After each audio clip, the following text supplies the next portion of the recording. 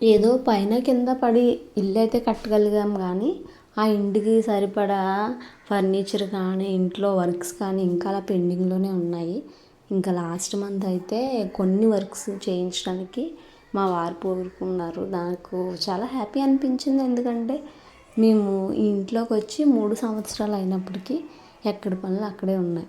ఇంకా ఈసారి ఎలా అయినా సరే కొంచెం కంప్లీట్ చేసేసుకోవాలి ఇల్లు అని చెప్పేసి డిసైడ్ అయ్యి ముందు సిమెంట్ వర్క్, టైల్ వర్క్ పూర్తిగా ఇల్లంతా చేయించేసుకోవాలి శుభ్రంగా అని ఫిక్స్ అయ్యాం. ఎంతో డబ్బు పెట్టి ఎంతో చక్కగా కట్టుకున్నామా ఇల్లు.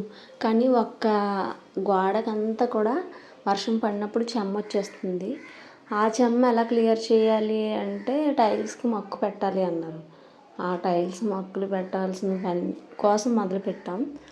ఇప్పుడు ఇల్లు చుట్టూ చేయడం అవుతుంది కానీ ఇంటి లోపల మా సమస్య దేనికైతే మొదలెట్టామో ఆ పని అయితే క్లియర్ అవ్వలేదు.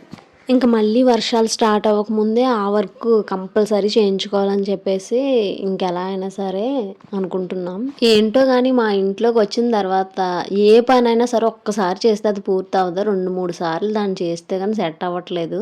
ఇంకా బయట పని ఎలా ఉందంటే లోపల మేము చిన్న వాటర్ ఫౌంటైన్గా చేసుకోవడానికి అని చెప్పేసి చిన్న కుండీ కట్టించాము. అది కూడా ఇప్పటికి వచ్చి లోపల ప్లాస్టింగ్లు కానీ టైల్ వర్క్ కానీ ఏం అవ్వలేదు.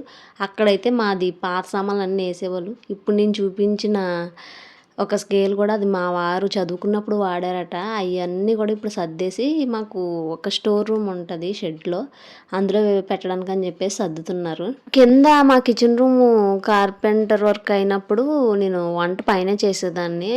ఇక్కడ స్టవ్ పైన పెట్టేసి వంట చేసేదాన్ని. ఆ స్టవ్ మొత్తం అన్నీ కూడాను ఇంకా స్టోర్ రూమ్లోకి వెళ్ళిపోతున్నాయి. ఫైనల్గా ఇవంతా చూసి కొంచెం నాకు హ్యాపీగా ఉంది. ఎందుకంటే ఇప్పుడైనా కొంచెం వేగంగా జరుగుతున్నాయి పనులు అన్నట్టు. మా ఇంటి ముందు ఇంకా మొక్కలు పెట్టాం కదా, మీరు ఒకసారి వ్లాగ్ చూశారు, మా అత్తయ్య గార్డెన్ వ్లాగ్. అప్పుడు దాంట్లో అయితే క్లియర్గా కనిపిస్తుంది.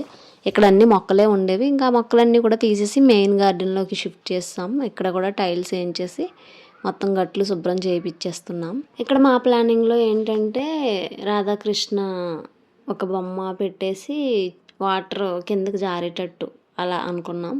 ఇదంతా పెండింగ్స్ అన్నీ క్లియర్ అయిపోతే అప్పుడు బొమ్మలు తెచ్చేసి ఇంక పెట్టడమే ఫౌంటైన్స్లోని. పనిలో పనిగా దేవుడు గది, ఇంకా కింద చెప్పాను కదా ఆ లోపలికే స్విమ్మింగ్ పూల్లో ఉంటాయి కదా టైల్స్, అవి కూడా వేయించేస్తున్నాం. అన్నీ క్లియర్ అయిన తర్వాత మళ్ళీ మీకు ఒకసారి వీడియో తీసి పెడతాను. వీడియో నచ్చితే లైక్ చేయండి.